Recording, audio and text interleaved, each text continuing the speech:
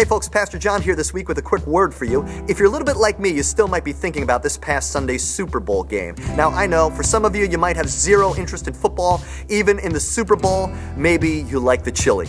But this past Sunday's game showed us once again that for some, they can be so close to something and yet just miss it.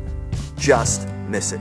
It was the fourth quarter and the Seattle Seahawks made this miraculous catch which seemed to set them up for a sure victory, as all they needed to do on one of the next plays was run the ball into the end zone. But instead of handing the ball off and running it in, they decided to pass the ball. The New England Patriots made an interception and they became the next Super Bowl champions. Oh, we were all stunned. The Seattle Seahawks were so close and yet they missed it. They just missed it.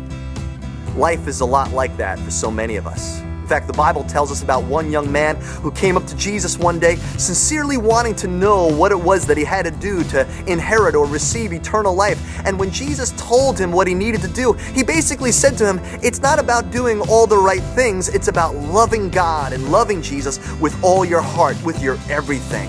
And that young man ended up walking away sadly. He had just missed it. He was so close to the author of life, to the very one who could give him eternal life, and yet he just missed it.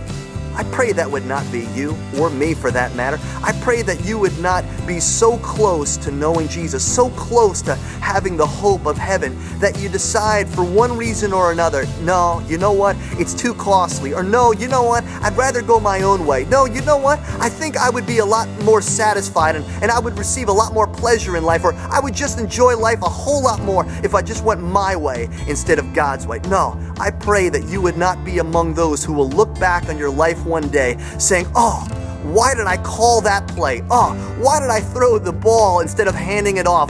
Oh, why did I go my way instead of God's way? Why did I say no to Jesus and yes to myself? May you not be among those who are so close and yet just miss it.